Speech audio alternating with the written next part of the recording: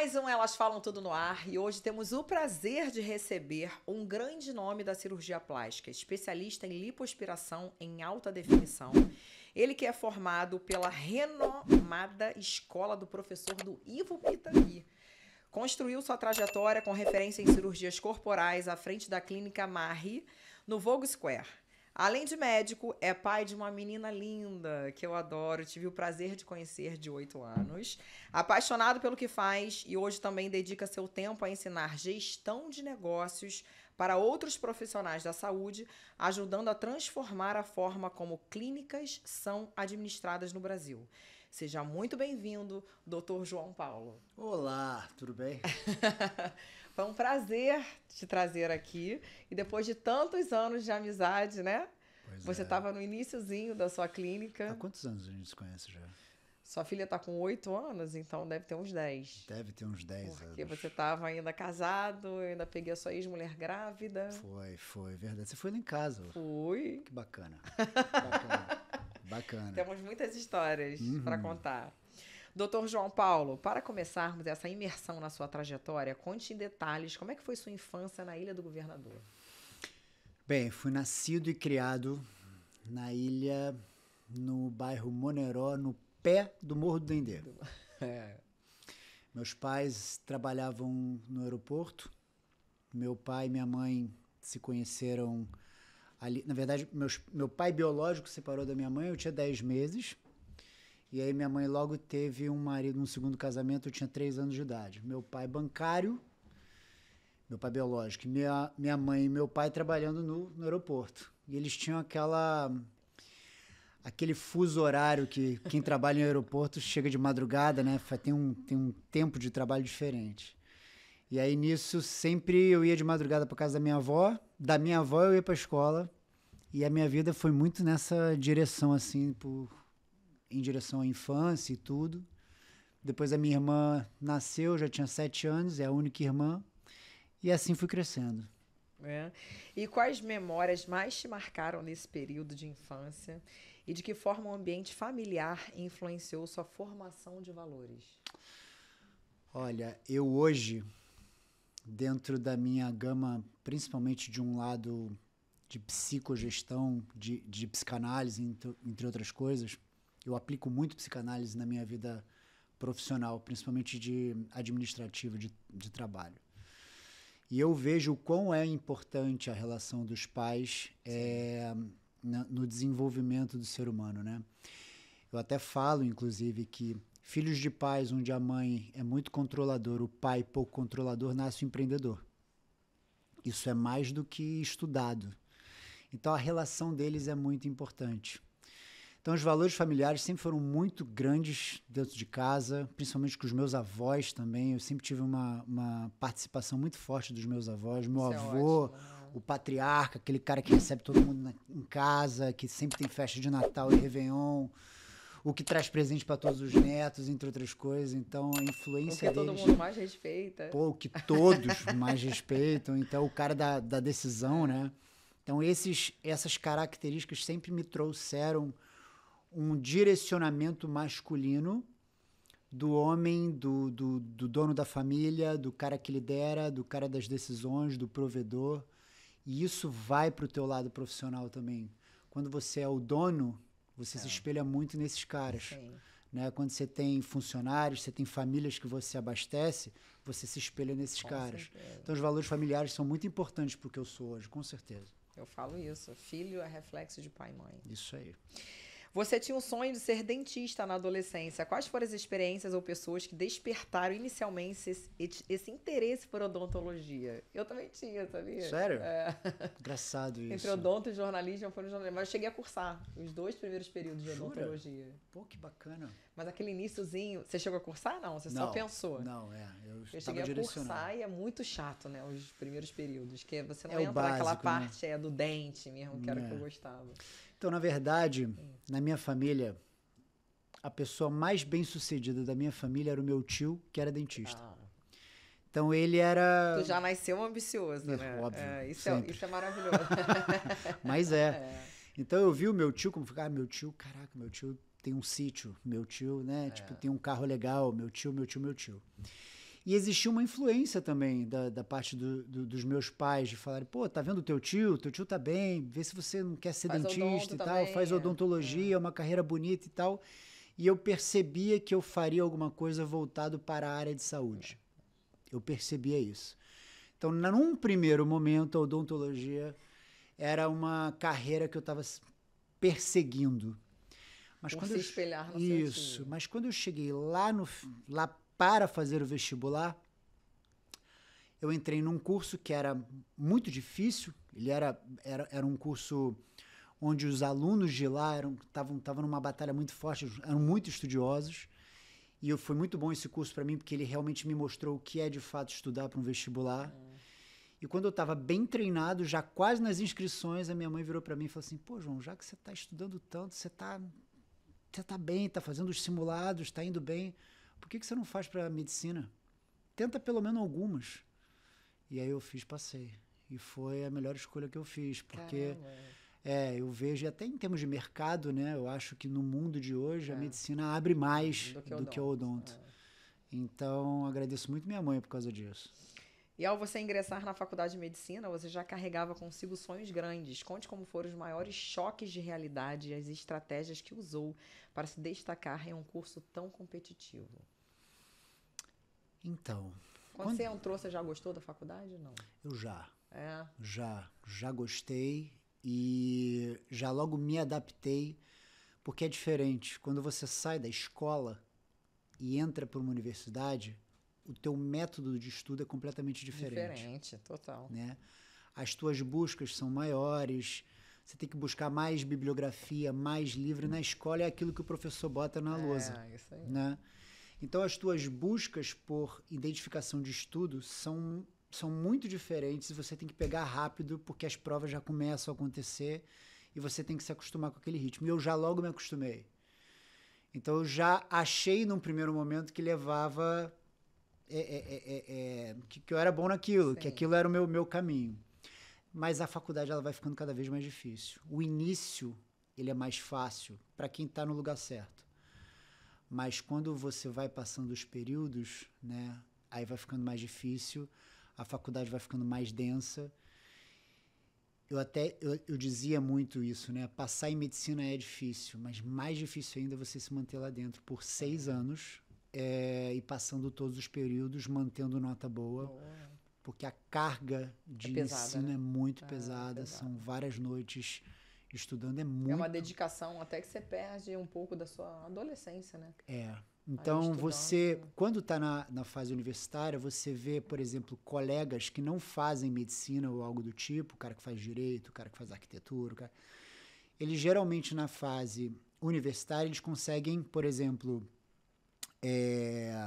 estágios remunerados, entre outras coisas, e eles já começam a trabalhar.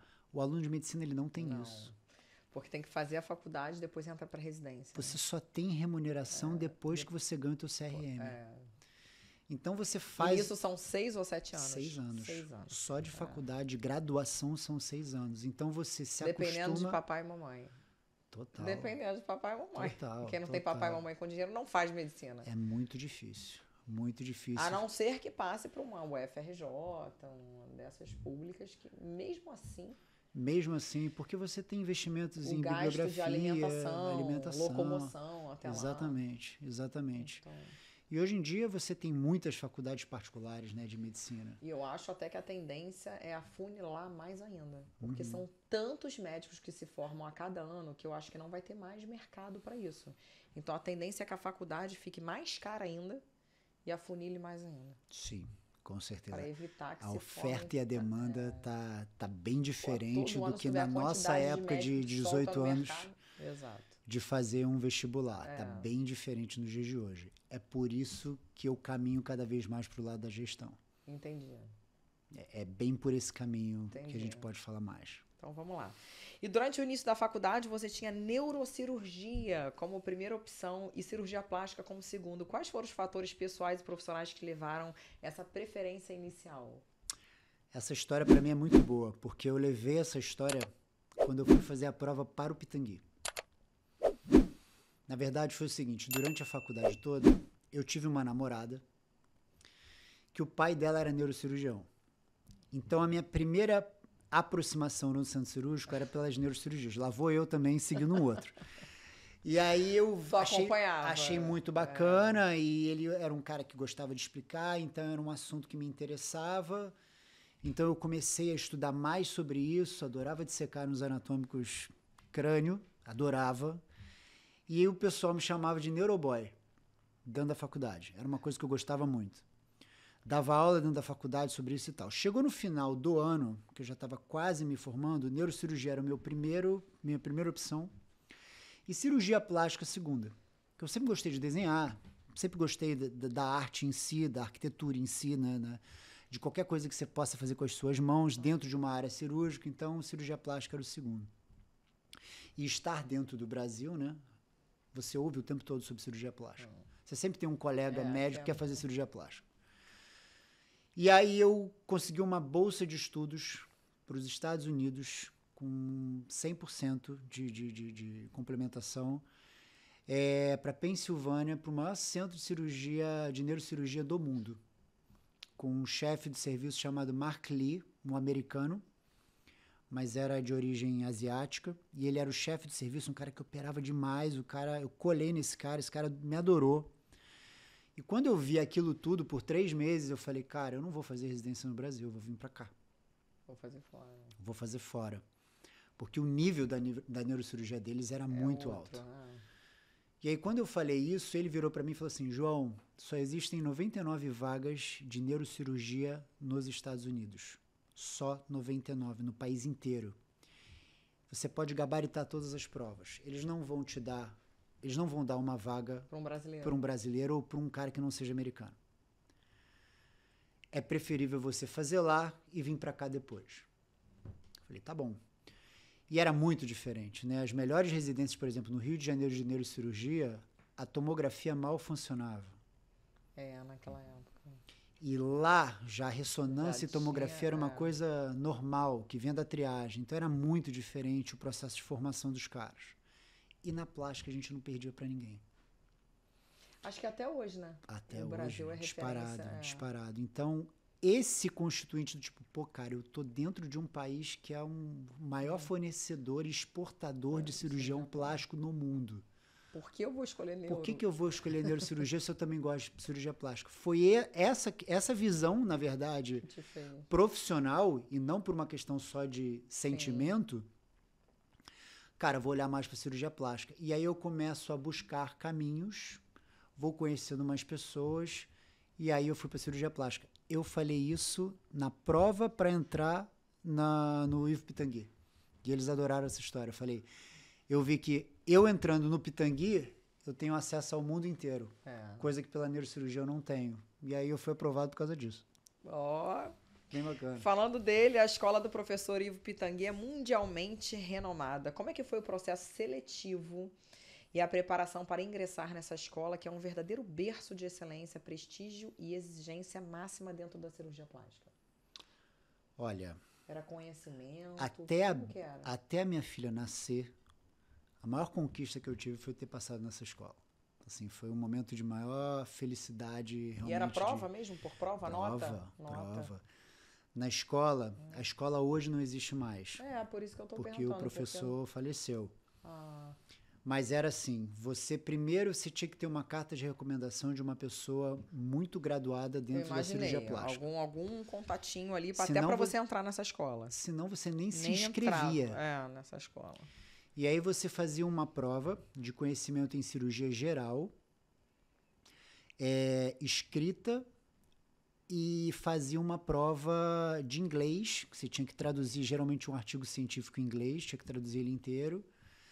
Mandava todo o seu currículo, de todas as formações que você teve, de tudo que você produziu cientificamente. Desde a faculdade. E uma entrevista oral, uma prova oral. Com alguém da equipe do Pitangui. Com pelo menos...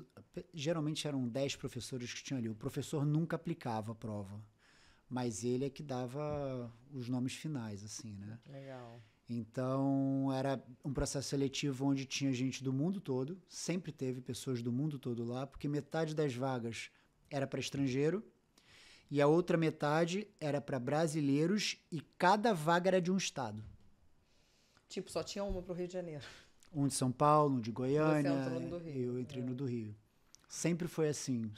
A história sempre foi assim na escola. E era muito bacana, porque era uma escola onde você convivia com pessoas do mundo todo. Tinha gente da Malásia, do Líbano, Itália, Alemanha. Você ainda tem contato com essa galera? Não? Tem? Todos. Tem grupos de WhatsApp, todos eles.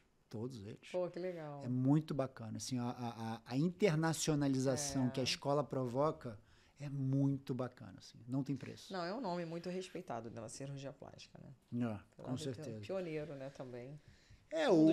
O professor Pitangui, ele é uma escola de tudo, inclusive empreendedora. Porque ele foi o verdadeiro patrono da cirurgia plástica. Ele foi buscar com caras, principalmente da Segunda Guerra Mundial, que ele colou com os caras, com os cirurgiões plásticos porque na guerra... Pegava a galera deformada. Vou juntar isso com isso, vou ver se dá certo. Esse com esse, vou ver se dá certo. Vou fazer um retalho. É exatamente isso. Então, esses caras foram os maiores cirurgiões do mundo, foram os caras que aplicaram na guerra, porque eles conseguiram conhecimentos incríveis. E o Pitangui buscou esses caras. E aí, quando ele pegou a gama de quase todo mundo que ele pôde pegar, ele veio para o Brasil. E ele é muito reconhecido no meio porque ele foi o único cirurgião que eles chamam de portas abertas. Porque até na época dele, todo mundo operava, mas não mostrava o que fazia. Ah, ele deixava assistir. O professor foi o único que abriu, mostrava as técnicas, publicava, e aí ele começa... Sem medo, né? Sem medo nenhum, operando muito bem, um cara de muito poder intelectual. O professor dominava 7 línguas. Era incrível. Tem que respeitar mesmo. E, doutor João, concluída a sua imersão, quais foram os primeiros movimentos estratégicos que você traçou para se posicionar como cirurgião plástico independente, sem abrir mão do padrão de excelência que aprendeu com os mestres? Essa é a parte mais difícil do cirurgião plástico, porque ele se encontra numa posição de pelo menos 12 anos de formação para começar do zero. E aí, nesse momento, é um momento onde ele tem que ter um mínimo de capital para poder abrir o seu espaço, ou muitas vezes ele começa a sublocar espaços de outros caras mais renomados. E aí, quando ele faz o seu montante, ele investe no seu próprio espaço, porque é importante, dentro do mercado, ele ter o endereço dele. É super importante. Sua própria clínica, né? Então, você sentar no teu espaço e começar a bater palma para as pessoas te verem, e começar a entrar no teu espaço é a fase mais difícil de um cirurgião plástico, com certeza absoluta. O momento dele realmente perpetuar o nome dele naquele local, seja naquele bairro, naquela cidade, naquele estado. Estabelecimento. Exatamente, ganhar reconhecimento, principalmente nos centros, Rio de Janeiro, São Paulo, é a fase mais difícil tem dele. muitos. Com certeza. Tem concorrência, né? De muitos. mercado.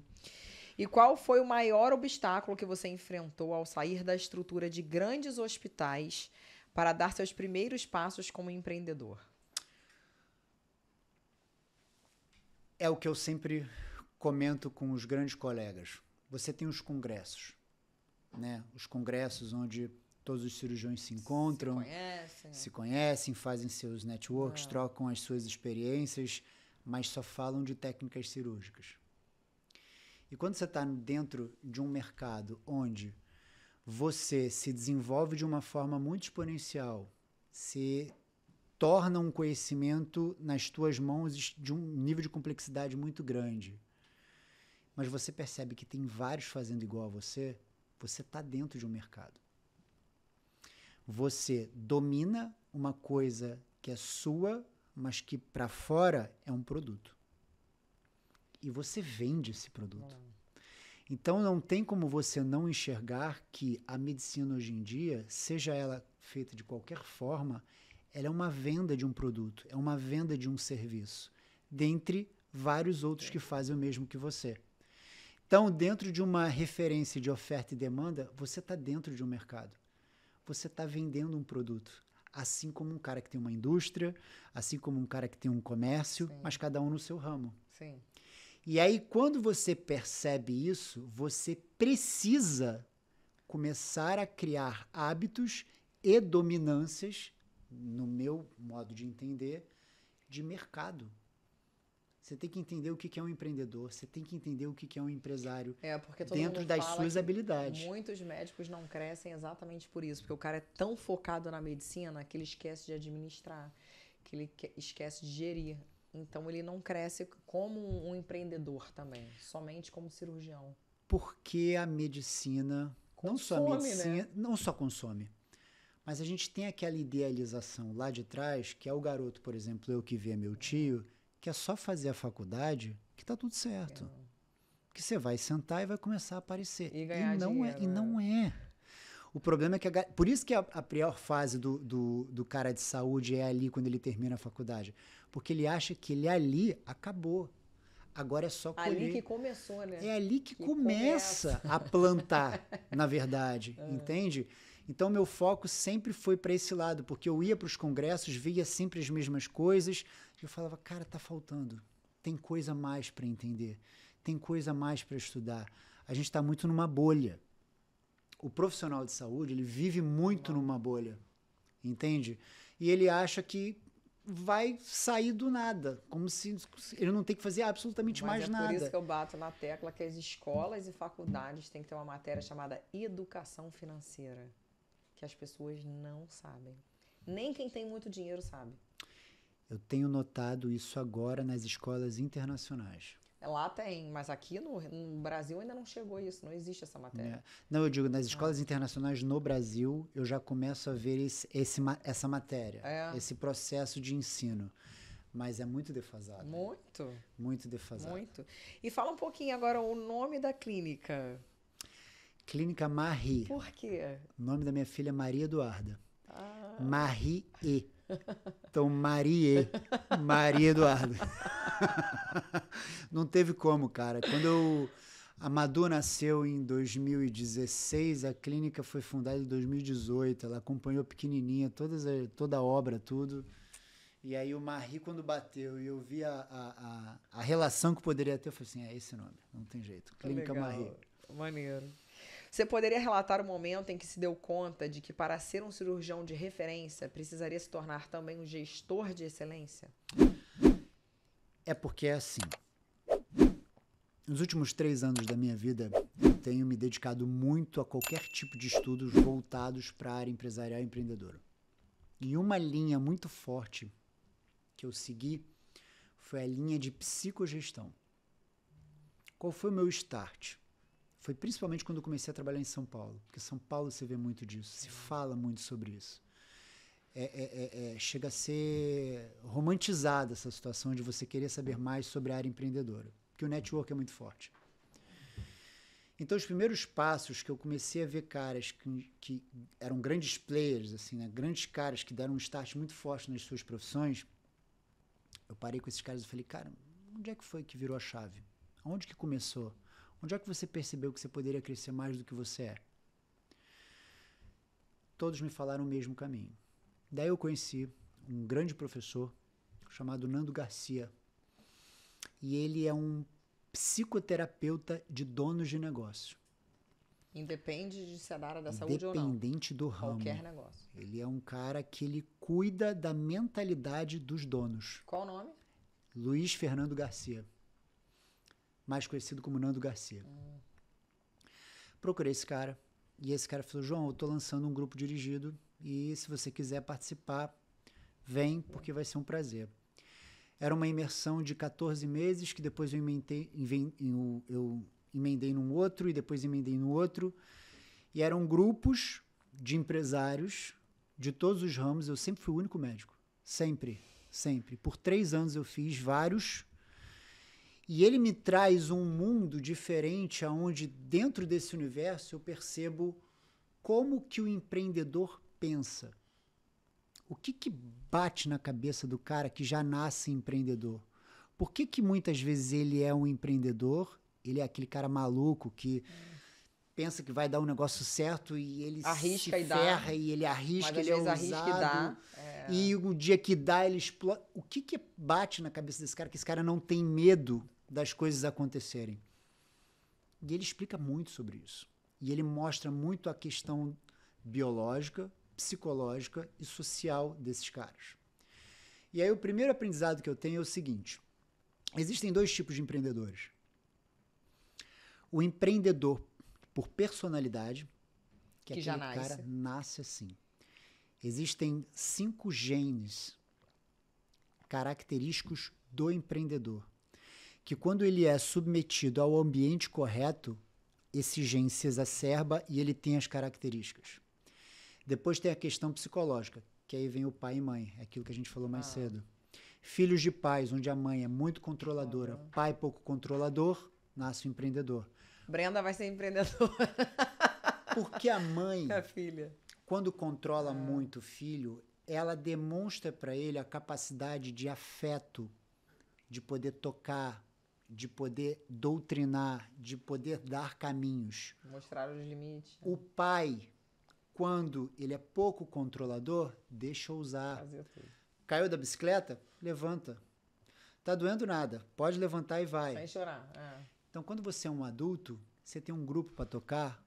O lado mãe é o afeto que acolhe, que explica, que acompanha, que ensina o colaborador aqui, o colaborador ali, que está junto, é o lado mãe. E, ao mesmo tempo, vamos investir nessa empresa. Não, vamos comprar, a gente consegue fundo. Vou para a televisão, vou pegar patrocínio, vou ligar. Esse é o lado pai. Então, essas constituições de mãe e pai formam muito o empreendedor. E o lado social. O lado social é quando você começa a ver players ao seu redor e fala, cara, isso que esse cara faz é legal, vou fazer também. Isso que aquele cara faz é legal, vou fazer também. Como exemplo. Só que o empreendedor por personalidade, ele não tem a característica do cara que, por exemplo, quer ser médico. Porque ele não quer esperar um longo prazo para receber. Ele quer da noite para o dia. Então, os empreendedores por personalidade, eles têm uma característica muito clássica. Eles são mais agressivos, tem mania de grandeza pra caramba. Os níveis de TDAH são altíssimos nos empreendedores por personalidade. Na grande maioria das vezes sofreram bullying na segunda infância. No colégio ali, sofreram muito bullying. Porque esse bullying gera uma raiva social da vida que um dia eu vou vencer. Esse temperamento é um constituinte fundamental para o empreendedor. Esse bullying pode ser tudo, até uma competição de família, de irmão com irmão. Com certeza, ou da absoluto. mãe não acreditar em você e você ter uma força assim. Você gerar... exatamente. Eu vou mostrar. São as transferências. Eu não era louca, a rebelde da família. Vocês vão ver onde eu vou chegar. É exatamente isso. São as transferências. Eles falam muito sobre isso. Eu fui assim. Tá vendo? Tudo tem um porquê. E aí, essa formação psicológica é muito bacana porque o cara desenvolve. E aí tem dados que mostram o seguinte, que o empreendedor por personalidade, é tão bacana você estudar esses caras, que eles representam 2 a 5% de uma nação e, ao mesmo tempo, representam 81% do PIB dessa nação. Olha o quão importante esses caras são. Então, isso é um tipo de empreendedor. O cara nasce assim. Só que tem um outro tipo, que é o por conduta, que são caras que não nasceram assim. Eles desenvolvem um caráter ou uma formação geralmente científica com o planejamento de gerar uma receita, uma produtividade financeira no futuro. E quando eles estão lá na fase social, eles começam a olhar e falam, cara, legal isso que se faz. Legal isso que você faz. Fazer o exemplo de quem fez sucesso. Quero fazer também. Qual que é a diferença entre os dois? O de personalidade, ele não cria uma raiz. Em média, eles quebram 3 vezes para depois explodir. O de conduta não quebra, porque ele cria uma raiz, ele cria uma profissão. A diferença é que o de personalidade é um cara que cresce muito rápido. Cedo, novo. O de conduta não, ele leva mais tempo. Se você vê a história, por exemplo, do cara que desenvolveu o McDonald's, 55 anos. Dior, 69 anos. Zara, 54 anos. São caras de conduta. Agora, outros, por exemplo, essa galera nova agora, que está muito voltada para a tecnologia e tipo fazendo dinheiro na internet, com 22, 25 anos, já batendo o primeiro milhão. São empreendedores por personalidade natos, que são colocados no ambiente ideal para poder faturar. Então, o mundo vai mostrando sempre esses dois tipos de empreendedores. Eita! Doutor João, em que momento você sentiu que sua autoridade no segmento de cirurgias corporais estava consolidada ao ponto de atrair pacientes não apenas pelo resultado estético, mas pelo valor agregado de confiança, atendimento e reputação? Tem uma frase de um grande professor que ele dizia o seguinte: o mais difícil fazer o certo é saber o que é certo fazer. Isso é muito real. Isso é para a vida. Então é o seguinte, eu sempre colhei num cara que ele era o terceiro na hierarquia lá do Pitangui, que esse cara me adotou. E quando eu entrei no Pitangui, eu já acompanhava ele há 3 anos, e esse cara foi um grande pai para mim em cirurgia plástica. Ele tinha um poder e uma dinâmica de ética de relação com o paciente muito forte, muito acima da média, muito acima. Então, ele sempre demonstrou habilidade extrema, mas ao mesmo tempo uma relação médico-paciente muito forte. E eu acho que os dois caminham juntos. Não tem como você ser muito querido com o teu paciente em termos de atenção, mas você não dá um resultado para ele que ele espera. E ao mesmo tempo você pode ser o melhor cirurgião, o cara mais habilidoso. Se você não souber ter toque com o teu paciente, que é o cara que está entregando a vida dele na tua mão, você não vai longe. Então essas duas dinâmicas, para mim, sempre foram muito importantes. E quando você começa a crescer e começa a ter colaboradores, gente que trabalha com você e representa o seu nome, no início é fácil, é só você com o teu paciente. Mas a partir do momento que você tem um comercial, você tem um administrativo, você tem um financeiro e tá todo mundo ao redor do teu paciente, tem o teu enfermeiro, tem os teus esteticistas e tá todo mundo em volta do teu paciente, eles te representam. E aí você vai para um outro estágio. Você tem o domínio da técnica lá dentro do centro cirúrgico, do resultado que tu vai entregar, mas você Mas a também sua equipe também tem que estar, administrar muito bem essa galera que tá falando, encostando no teu paciente. Isso já aconteceu muito, tá? Do teu nome. Cirurgiões plásticos que arrasam na cirurgia, mas de repente a enfermeira não foi legal e os pacientes não voltam, não querem nem repetir pelo cuidado que não foi o cirurgião que fez. Com certeza. Foi o resto da equipe dele. Mas Cai no cirurgião. Óbvio, porque ele delega. É. E a partir do momento que ele delega, ele tá botando o nome dele ali. Isso aí. E na grande maioria das vezes, você pode até acontecer... Eu falo muito sobre isso. Existe uma coisa chamada janela de Johari. São 4 situações. Janela aberta é quando você sabe de tudo que está acontecendo, você que é dona, você sabe de tudo que está acontecendo e todos os colaboradores também sabem. Janela oculta é quando você sabe, mas os outros não sabem. Janela secreta é quando você não sabe de nada que está acontecendo, mas os outros sabem. E a janela completamente fechada, que é quando você não sabe, os outros não sabem. Situação.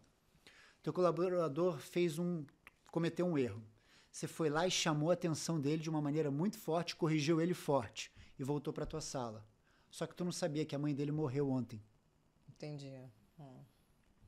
Então, existem formas nas quais, numa condição de psicogestão, você sempre botar todos numa janela aberta. É importantíssimo isso para o dono.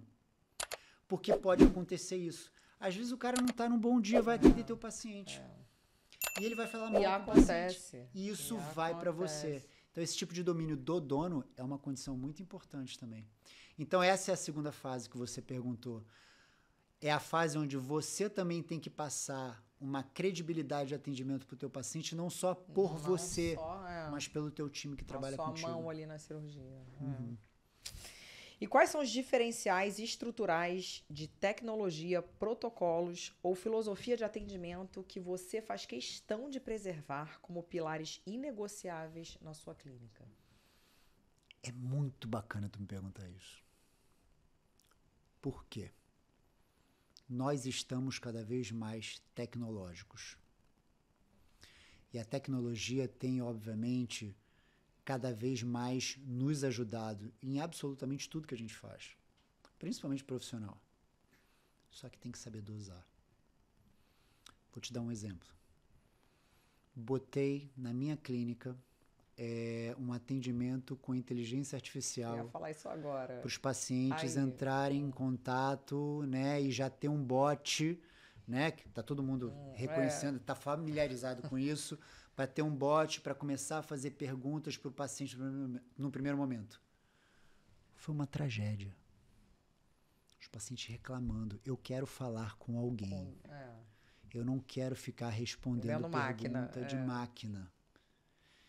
Então, tudo que tem de novo, eu sempre tento. Isso realmente tudo que vem lançando, funcionou aqui no Brasil. Não sei lá fora, mas aqui não. Eu até acredito que para empresas, para outros ramos até possa funcionar. Mas para a área da saúde é perigoso. Porque a gente quer falar com o médico.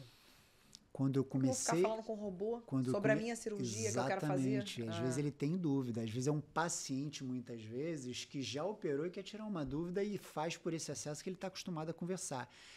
Na área da saúde, você cria um vínculo humanizado muito forte e tem que tomar muito cuidado com as ponderações tecnológicas. Outro fato que é muito importante. Por exemplo, dentro do teu time, o que eu vejo muito nas clínicas por aí? Tem um time grande, gente pra caramba que trabalha lá dentro e tem que tocar aquilo ali. Grupos de WhatsApp. E os grupos de WhatsApp ficam meio que funcionando de uma forma para doutrinar, mandar fazer isso, mandar fazer aquilo, volta. Ó, galera, tem que bater meta, tem que não sei o quê, tem que fazer mais isso, estamos mal naquilo. Através de grupos de WhatsApp. Só que vai lá atrás. Aonde que você aprendeu a receber informações? Do teu pai e da tua mãe. Teu pai e tua mãe usaram um grupo de WhatsApp para te ensinar alguma coisa?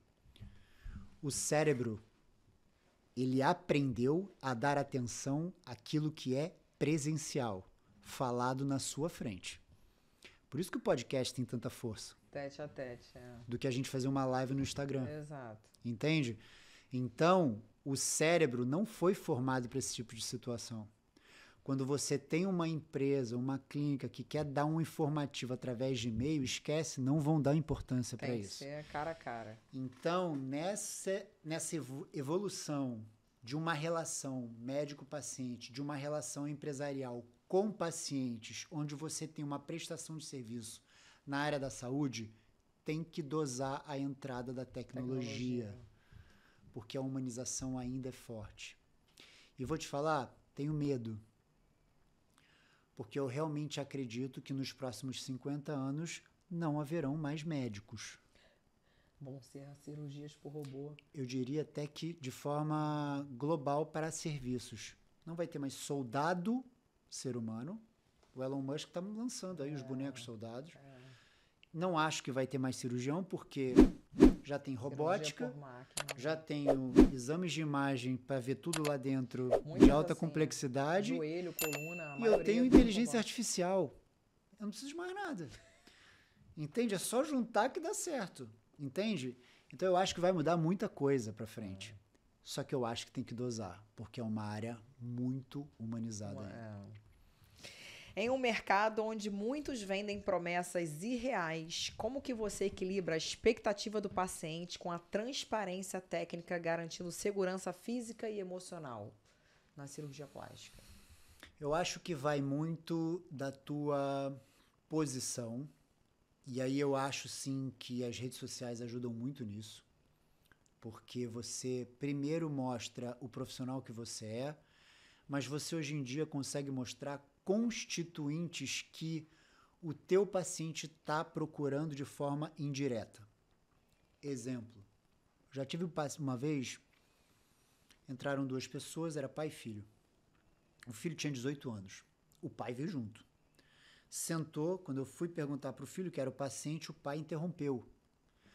E o pai falou assim, doutor, eu já fui em 7 médicos. Mas depois que eu vi a sua relação com a sua filha na rede social, eu falei, esse é o cirurgião do meu filho. Ó. Então, nos dias de hoje, as pessoas estão procurando não só o teu certificado, entende? As pessoas estão procurando um pouco mais de você. O teu estilo de vida, as tuas responsabilidades, o que você é fora daquele teu ambiente de trabalho. Por isso que eu falo que rede social é a sua vitrine. Óbvio. É a sua vitrine. Lógico. Então, eu acho que começa por ali. Depois ele senta na tua frente. E aí ele vai ver você falando com ele. Ele geralmente tem algumas referências de alguma coisa que você mostrou, mas também de pacientes que já operaram com você. E a forma que você conduz também eu acho que é importante para ele começar a ter aquele tipo de creditação no teu trabalho, no que você é capaz de proporcionar. Eu acho que esses são os caminhos, assim. Para ganhar não é só mais certificado. Não é mais só o teu diploma. Tem coisa mais atrás. E, doutor João Paulo, quais são atualmente os procedimentos mais procurados dentro do seu portfólio e como que você enxerga a evolução da demanda por cirurgias corporais no Brasil? Quando eu saí da escola do professor, isso é uma coisa muito boa da escola, né? Você sai operando qualquer parte do corpo, muito bem. Só que eu costumo dizer o seguinte, o mercado e o nicho, ele te procura, não é você que vai atrás. Então, por exemplo, eu operava uma rinoplastia, um nariz, divulgava, narizes bonitos, divulgava, me procurava 5, 10 pessoas por causa daquela divulgação. Fazia uma corporal, cara, 30. O telefone não parava. Então você começa a perceber que é o nicho te procurando. Entendi. De alguma forma, as tuas cirurgias naquele setor atenção. despertam mais do que de outros setores e você vai, obviamente, encaminhando para aquilo e de uma hora para outra você percebe que, no meu caso, eram as corporais que chamavam muita atenção, as transformações corporais, e aí eu começo a perceber que eu fui o primeiro no Rio de Janeiro a fazer lipo HD, lipo de alta definição. Eu só perdi pro JK Estética em São Paulo. E aí eu comecei a fazer aqui e aí eu começo a perceber que não era só lipo HD, que a pessoa vem para uma lipo HD, mas para transformar o corpo todo. Então eu já começo a perceber que lipo de alta definição, a lipo HD, não é cirurgia só de abdômen tanquinho, é uma cirurgia corporal, de transformação corporal, que ele também vai ter uma alta definição. Porque não adianta nada você botar um abdômen completamente definido e a mama flácida, o quadril, né, com lipodistrofia, gordura localizada, entre outras coisas. Porque, na verdade, o objetivo da lipo de alta definição e das cirurgias corporais, principalmente hoje, elas precisam ser o mais naturais possíveis. Se você faz uma coisa que gera uma artificialidade, ou seja, que a pessoa olha e fala, cara, ali tá perfeito, mas o resto não tá? Tá artificial. E outra, há 20 anos atrás, as pessoas procuravam cirurgias plásticas para estarem melhores com roupa. Hoje em dia, a cirurgia plástica ela é procurada para resultados no nu. Nu. Na praia. Nu mesmo. Tem gente que te cobra porque não está vendendo tanto no OnlyFans. Entendi. Tem modelos que vêm para você olha para ela, linda. Ela fala, doutor, não estou me chamando mais para trabalhos com lingerie. Estão dizendo que eu preciso de uma HD. Que eu preciso de uma HD para fazer trabalho de lingerie. Doutor, não estou conseguindo fazer mais porque estão falando que o meu nariz é muito grande. Nariz normal. Eles querem um nariz mais arrebitadinho para combinar com óculos tal de tal marca. Então existe também uma pressão de mercado muito forte utilizando a cirurgia plástica como um divisor de águas ali. Mas há também alguns procedimentos que você recusa a fazer, mesmo sendo financeiramente atraente, por não se alinhar aos seus princípios técnicos ou éticos? Tem uma frase do Miguel Couto que ele diz, não há animal mais feroz do que um cirurgião com fome. Dizer não é um ato divino, eu diria. E sim, eu já recusei milhares e milhares de cirurgias por várias coisas. Muitas vezes porque é um paciente que muitas vezes não está enxergando o que ele quer, ou ele não tem uma noção muito clara do resultado que ele quer, ou ele não tem condições clínicas, né? Às vezes um paciente que é um tabagista inveterado, um paciente que está muito acima do peso. Tem pacientes, por exemplo, eu que faço muito corporal, tem muito paciente que enxerga a cirurgia plástica como um procedimento de emagrecimento para ricos. É só pagar que eu fico sem barriga. Entende? É só pagar que eu fico com aquela cinturinha. Só que o cara tem obesidade. Ele não está só com gorduras localizadas, né? Ele não é uma pessoa que está cheia, mas no peso ideal. Entende? Então, você tem que desmistificar muitas vezes isso. E, óbvio, é um não para muitas vezes um ganho financeiro que é importante para você, para sua empresa, entre outras coisas. Isso não é ruim. Querer ganhar dinheiro não é errado. Mas você tem que ter critérios para isso, porque é a vida de alguém que está ali. E como que você monta, treina e engaja a sua equipe multidisciplinar para que todos compartilhem o mesmo nível de excelência e cuidado com o paciente? Primeiro de tudo, eu acho que o dono ele precisa sempre se atualizar para o lado gestor dele. Porque quando ele se atualiza, ele qualifica a forma de se comunicar com a tua empresa. Esse é o primeiro ponto. Não adianta você achar que só pelo fato de você ter um certificado, ter uma faculdade tão longa e ter uma especialidade, ter um CRM diante de todos os seus súditos, tem muita gente que pensa assim, você domina tudo e você vai saber lidar com essa tua equipe. Entendeu? E muitas das vezes, os setores que você coloca dentro da sua clínica para trabalhar com você, eles têm domínios que você não tem. Eles têm qualidades psicológicas muito melhores do que você para lidar com o comercial, para lidar com o administrativo, para lidar com o financeiro, com a parte de marketing, entre outras coisas. E até na parte de recepção. Então, num primeiro momento, o cara tem que se atualizar. E quando ele se atualiza, ele começa a perceber certas coisas que são fundamentais. Por exemplo, reuniões presenciais semanais. Com a equipe. É uma coisa primordial. Tem que ter.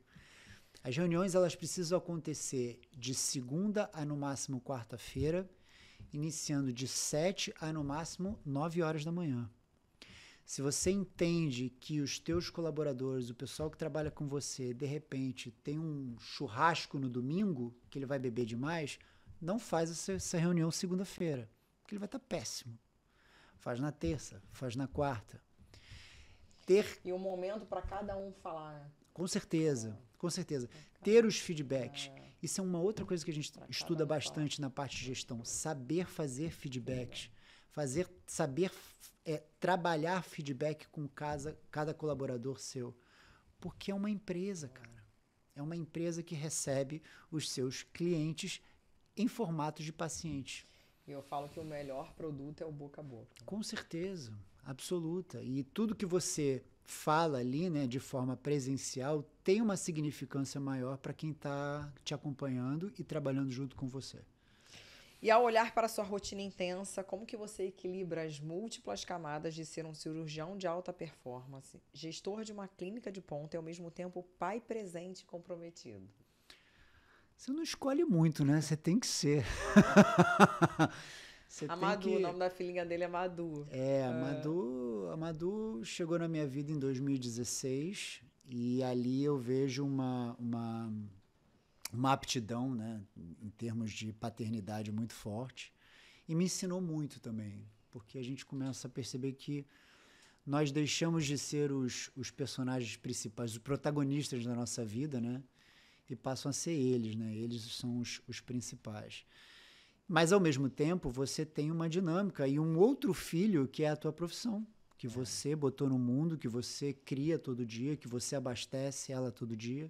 Então, na verdade, são 2 filhos que você tem. A profissão, a tua empresa e o biológico. Falando de Madu, vou te presentear com 2 rodízios para você ir no Barra Grilo com a Madu. Que maravilha! Muito bom! Marcar de levar a Brendinha também, Madu, que show, elas se adoraram, vamos junto, ficaram vamos super junto. amigas. Vamos. Outro dia ela perguntou. Com certeza. E, doutor João, olhando para o cenário da cirurgia plástica no Brasil, qual a sua análise sobre o caminho que percorremos até nos tornarmos uma referência mundial em técnica e volume de procedimentos? Eu acho, em termos de volume, o Brasil ainda lidera. Talvez não fature mais, porque nos Estados Unidos ainda já tenha um faturamento maior. Mas em termos de números de cirurgias realizadas, o Brasil lidera. E eu acho que mantém essa estatística. Eu acredito que a relação Brasil-mundo com cirurgia plástica ainda é muito ampla, tudo por causa do professor Pitangui, com certeza absoluta. É um país que não só exporta conhecimento, profissionais... E como dita regras. Dita muita regra, muita tendência, né, sai do Brasil.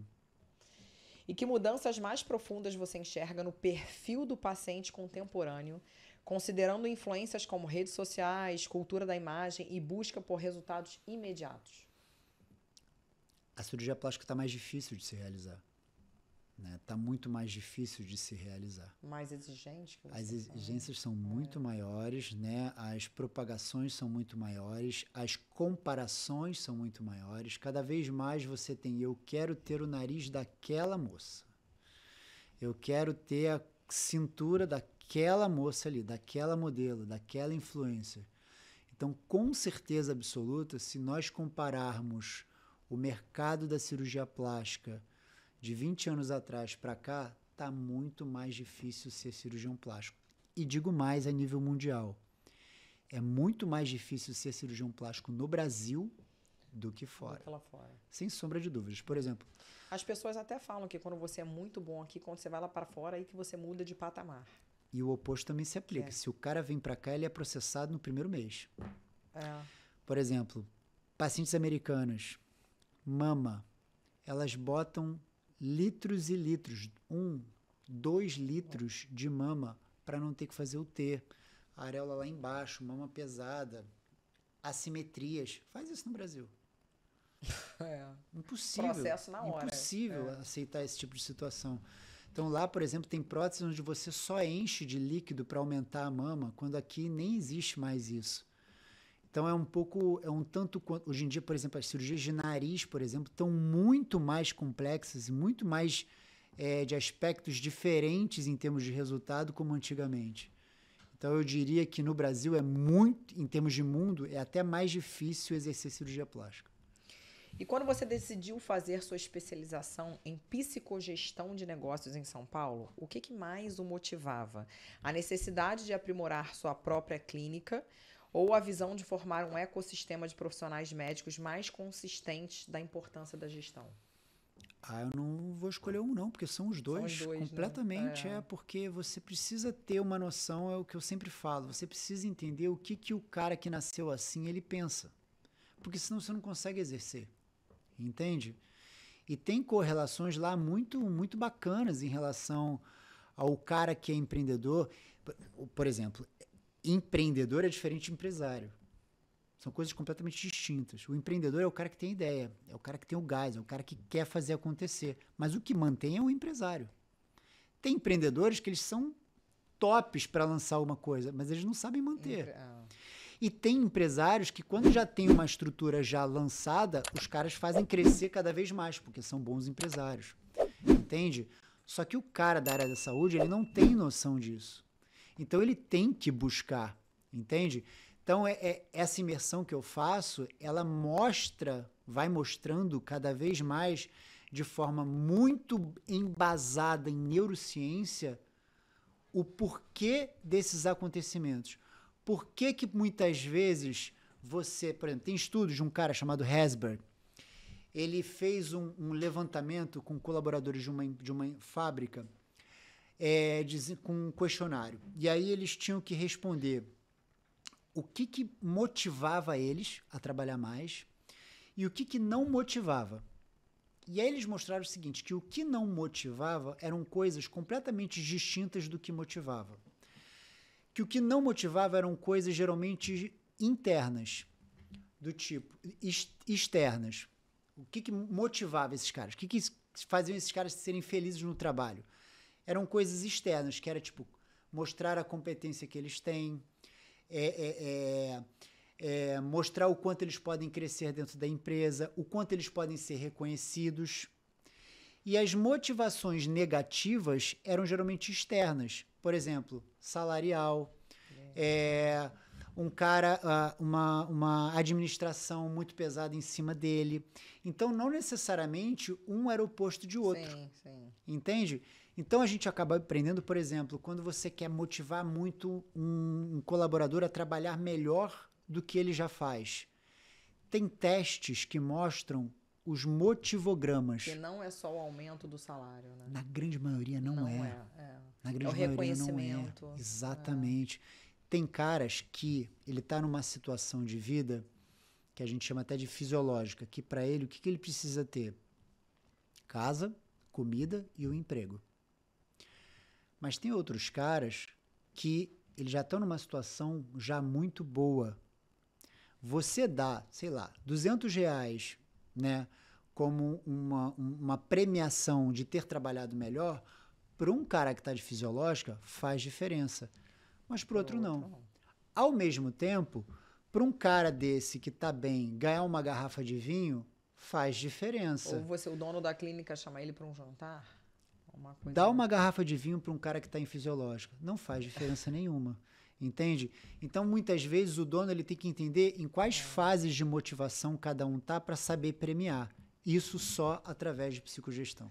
E como surgiu a ideia de transformar esse conhecimento acumulado em um curso estruturado para ensinar outros profissionais da saúde a gerirem melhor suas carreiras e clínicas? Esse é o meu maior projeto no dia atual. Isso é nisso que eu tô com um grupo de São Paulo, que a gente está mobilizando. Esse curso vai ser lançado num primeiro momento numa apresentação de infoproduto online. Ainda este ano? Ainda esse ano.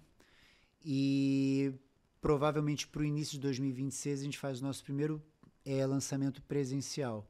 Neles a gente aborda muita coisa, a nível de genética, comportamento humano, tipos psicológicos, principalmente para você dominar a contratação. Isso é muito importante. E o público do curso é abrangente ou só médico? Área da saúde. Se você é um nutricionista, um fisioterapeuta, se você tem um meio de negócio na área de saúde, esse curso vai aplicar muito para eles. E, doutor João, você pretende expandir esse projeto para outros países, levando a metodologia brasileira de gestão médica para profissionais da América Latina ou até para alguns mercados de língua portuguesa? Com certeza absoluta, porque o modelo brasileiro médico já é uma coisa muito procurada, né? E tem certos tipos de sistemas nos quais a gente usa no nosso dia a dia, principalmente cirurgia plástica, que não se usa lá fora. Eu, por exemplo, eu tenho 40% dos meus pacientes são de fora do país, 40%. E eu tenho um mecanismo bem completo em relação a eles, né? Eu tenho o motorista com blindado que pega no aeroporto, eu tenho o hotel, eu tenho o concierge, eu tenho a enfermeira que fica com ele, eu tenho o motorista que leva para o hospital, que depois leva para o hotel. Eu tenho tudo, eu tenho o serviço de alimentação, eu tenho tudo para ele. O problema é que muitas vezes quando ele volta para o país dele, ele não tem um pós-operatório, ele não tem um sistema de acompanhamento desse paciente igual no Brasil, não tem. Então, com certeza absoluta, é até uma falha que a gente vê muito fora do país e que eles poderiam, obviamente, ter um aproveitamento maior. E para um jovem médico que sonha em ingressar na cirurgia plástica hoje, qual conselho detalhado você daria para ele, que não apenas domine a técnica, mas também preserve a reputação, ética e visão de longo prazo? O mundo está mudando muito, né? E as gerações que estão, obviamente, entrando hoje na faculdade, né, para uma área de saúde, é a geração Z, que é uma geração que nasceu ali em 95 e está indo até 2016. Essa geração Z está ali. É uma geração muito imediatista, são nativos digitais, eles dominam a internet com uma força muito grande e eles, quando se identificam, obviamente, com a carreira médica, eles já começam a olhar para os profissionais que se utilizam dessa tecnologia e da rede social. Então, eles já querem, obviamente, antecipar isso. Eu vejo muito aluno de medicina já sendo influencer para algum tipo de informação ou algo do tipo. Tem que começar a se conter um pouco, né? Porque esses caras que eles estão vendo lá na frente, tipo, eu não tinha essa tecnologia quando estava no momento início, dele. Então tem que tomar cuidado um pouco com isso para não ficar muito em evidência as pessoas criarem um olhar negativo para isso. Obedecerem os percursos que devem obedecer. Não entrar numa faculdade já dizendo quero fazer cirurgia plástica, porque senão não vai dar importância para as outras coisas que são importantes. E uma coisa que eu acho fundamental: colhem em caras das antigas. Sim. Os velhos têm um poder, têm um diferencial, têm uma bagagem que livro nenhum tem. Então, em todo o percurso que eu tive na minha vida médica, eu sempre tive um cara que eu também jogo para a relação dos pais. Porque o que acontece é o seguinte, super rápido que eu vou falar. Depois que a gente se torna adulto, a gente carrega a essência da infância. O homem procura sua mãe na mulher que ele encontra. E ele procura o pai dele nos professores, no amigo mais influente, no cara que tem melhores condutas, no cara que tem uma sacada diferente. Ele procura o pai ali. Então, na fase universitária, isso também acontece. Então, colar em caras mais experientes, caras que já passaram por problemas na vida médica, principalmente, que tem aquela hierarquia de coisas boas e ruins, aquela bagagem, eu acho que isso é muito importante para a formação do cara. É sempre bom você ter um cara que chega e fala assim, cara, eu já fiz isso milhões de vezes e deu errado todas. Sabe, é fundamental isso na área médica. João, adorei te receber aqui. Foi um prazer a gente bater esse bate-papo. Muito bom. Consegui fazer todas as perguntas, te falei? Impressionante. Impressionante. É isso aí, galera. E para você que ainda não entrou no canal, entra aí no Elas Falam Tudo, ative o sininho para receber as notificações e curta também os vídeos. Beijo e até a próxima.